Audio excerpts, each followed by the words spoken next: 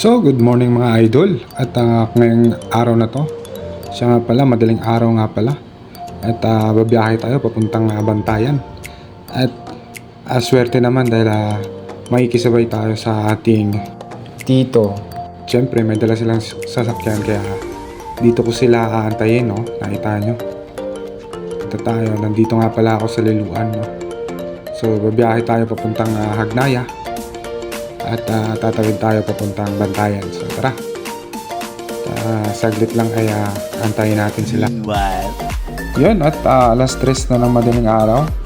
At sakto namang nakasakay na ako at nakasabay ako sa kanila. So nga pala guys, at first time ko nga pala silang mamit. Yung tsuhin ko at pati asawa niya. Siya nga pala, siya yung pinsang buo ng mama ko. Siya yung laging kinikwento ng mama ko. At mabait naman daw sila.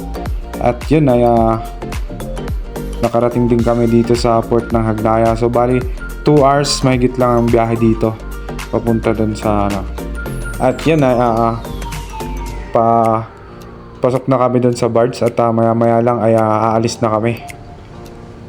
Yan na nga guys, at nakaalis na yung barge. At syempre nakaalis na rin kami. At kasabay doon ay ang pagputok ng liwanag. Sakto naman ay nakita namin yung ganda ng paligid, no? Sobrang linaw ng dagat at wala naman ganong alon. So ayan, at umakyat muna ako dito sa taas at naghanap ng mahihigaan. At meron namang mahigaan pero hindi naman ako inaantok na. So tingin-tingin na lang ako sa paligid at ayan ang nakita ko. Ang bumungad sa atin, yung mga islang nagagandahan. Syempre, alam nyo naman, dito sa may norte, no, ay marami talagang isla. So ayan na guys, yung nakikita yung isla na yan ay yan na yung Bantayan. So bumaba na ako at dahil konti na lang ay bababa na rin tayo at darating na tayo dun sa may port ng Santa Fe, Bantayan. So ayan nga pala guys, at nakita ko na yung mga mukha nila dahil kanina ay madilim pa. So ayan si Tita Adel, shout out sa'yo Tita Adel. At ayan, kapatid ni Sir Clyde. So ayan, bumaba na nga kami. At yun, pabiyahe naman kami papuntang Madridejos mula dito sa may Santa Fe Port. So tara, let's go. Talaga namang yung isang kasama namin pala ay first time niyang nakapunta rito. So sabi niya excited na raw siya at bagong place na naman ang napuntahan niya. So ito na, at palabas na kami dito sa port. At dahil maraming kilala yung tito ko, ayan, nakisabay si ate. Yan, ka-apelido daw namin ng mama ko yun.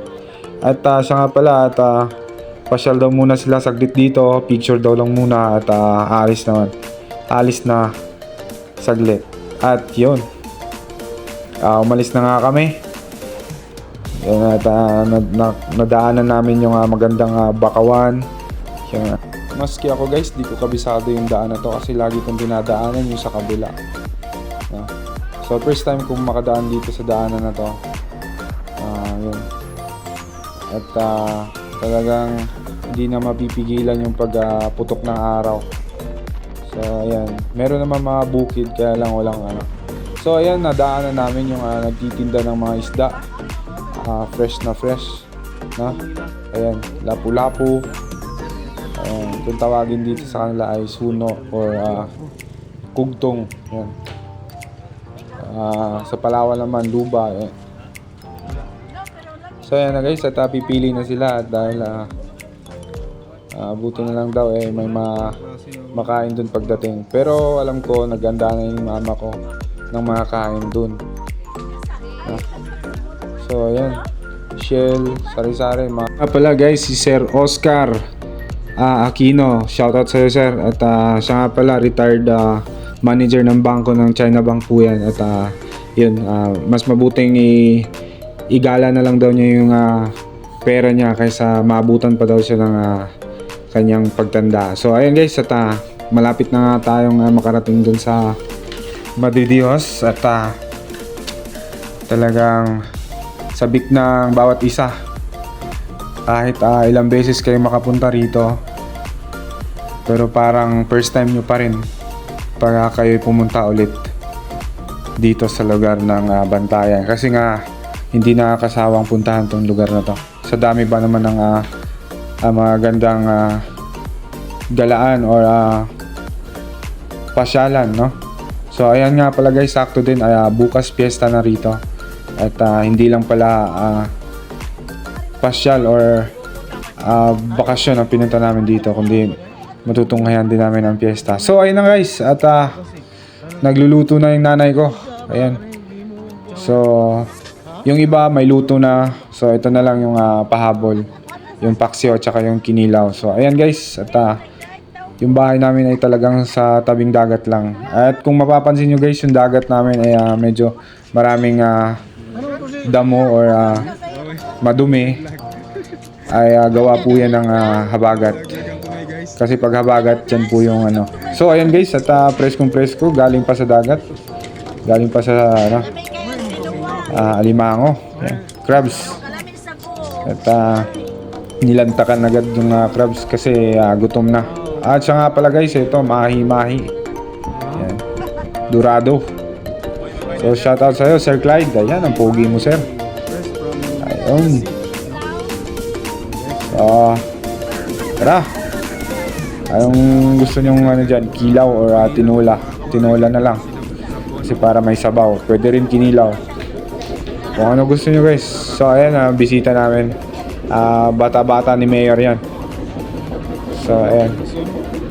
At chewing ko, ayan nagtitimo ng tagay, ayun. Uncle Gongon. So kapatid ng nanay ko yan.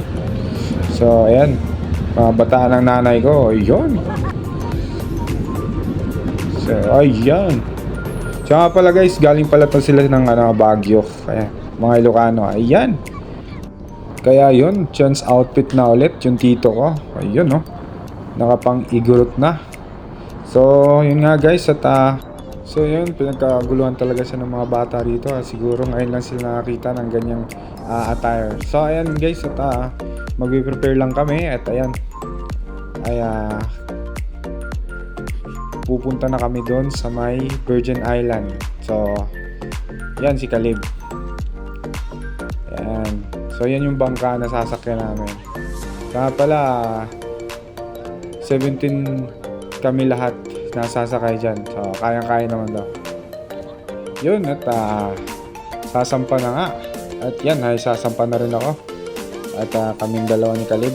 At syempre, para makasakay na lahat at makaalis na rin.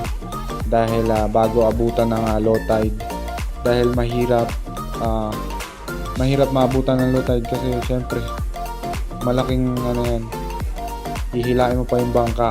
So napakabigat. So ayan na guys, at hinihila na yung angkla,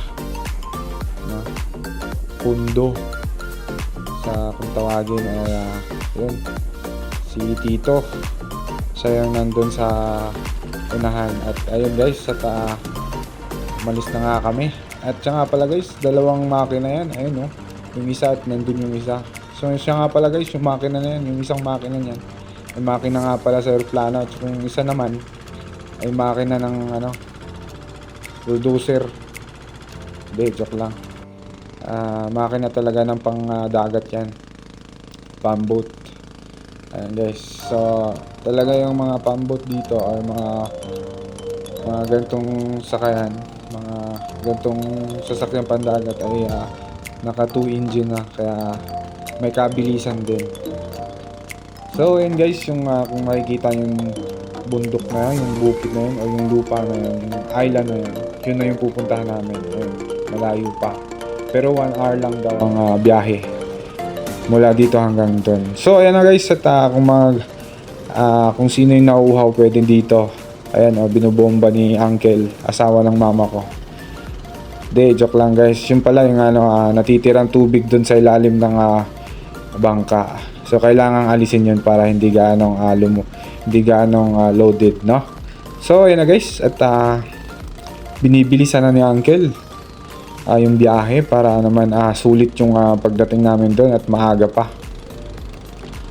Dahil maya maya mga alas 2 ay uuwi din kami agad. So ayun na guys, at konti na lang talaga, natatanaw na natin. Ayun no, tinuturo ko. Yun daw yun, oo. Yun nga yung Virgin Island na pupuntahan natin. At pangalawang beses ko na napuntahan yan. Pero parang hindi talaga nakakasawang puntahan yan. Ayun na guys, at so yan na guys, ang Virgin Island. Ayan, party na yan ng Virgin Island. So pwede kang pumunta dyan, tapos pwede kang tumalon. Dati wala yan, ngayon meron ng talunan. So ayan, maganda na. So nakikita nyo at napapansin nyo ba guys, yung crystal clear or bughaw or ano bang tawag dito, blue green, parang sa swimming pool na tubig. Alam mo yan, talagang malinis na malinis. So ayan, natatanaw ko na at nalalapit na ang pagdaong. Ihanda ang kanyon dahil magpapasabog tayo ulit. Joke lang, parang nasa pelikula lang, mga pirata. Ayun yung kalaban. So ayan guys, at tinatanaw muna nila kung gaano karaming tao meron dun sa isla na yan. Pero alam namin at alam ng mama ko na konti lang ang tao dyan pag gantong oras, maaga pa. So ayan guys, at inilalaglag na yung angkla. So ayan, klarong klaro at kitang kita na yan. Napakaputing buhangin, no? Yan. Yun, kahit sino hindi magsasawang tumira dito. Kahit ako, gusto kong tumira dito kahit hanggang sa kamatayan. So alam nyo ba guys, at napakalinis ng lugar na to. Yun, napakaputi ng buhangin at may mga pinong buhangin din. At yun, makikita mo yung marker ng island na to, yung pangalan niya, Virgin Island. So pag pumunta ka raw dito, magiging virgin ka ulit. Joke lang. So ayun guys, at papunta na kami dun sa cottage at bibit-bit na kami ng mga mabibit-bit namin pagkain. So syempre may mga pagkain kaming dala kasi syempre mas maganda dito ka may bit-bit kayo kasi syempre may kamahalan dito dahil alam nyo naman island yun, di ba? Island to. So ayan yung mga cottage niya guys. So yun nga pala guys, nakaka-amaze tignan dito dahil yung isa pala namin kasama ay may dalang kanin, isinilid niya dun sa bag niya. So ayan guys, talagang laging handa yun. At bumungan sa amin yung platform ng yung parang palaruan ng Virgin Island. Yun no. Yun, si Caleb tuwang-tuwa habang nagja-jogging daw muna siya. Ayun. At ayan, ang kapatid ko magpapakain ng isda. At ako na rin ay naligo na rin at para makita ko yung sa ilalim. Napakalinaw guys. Ayan. Ayun oh, daming isda guys. Napakaamo. Ayun oh. Para silang sisiw, patutukain mo. Hahagisan mo ng pagkain, magsisilapitan na. Ayun guys oh. Sus, kung may dala akong pana na kita. Shish. Ang sarap mo. Ano bang isda ka? Pampano or ano ba? Tribali. Yan. Di ko alam. Basta yun na yun. So ayun oh, goods daw. Napaka linaw ng dagat. Buti na lang may dala akong goggles, no?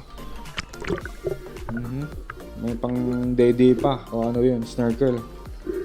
Yun guys, so ang daming isda. Meron pang banakon. Ayun oh. No? Ano bang isda yan? Talagang naglalaway ako. Ang sarap hulihin. Pero sabi nila guys, bawal daw manghuli dito ng isda. Pag nanghuli ka ng isda, ikaw rin huli ka rin. Ayan guys, so ang daming isda. Yun na naman. So ayun na guys, natapos na rin ang aming journey dito sa Virgin Island at babalik na kami. So talagang nakakapanghinayang at parang gusto ko pang magtampisaw pero yun na nga yung katapusan ng aming pagpunta rito at sigurado akong makakabalik pa rin naman kami balang araw. Diba?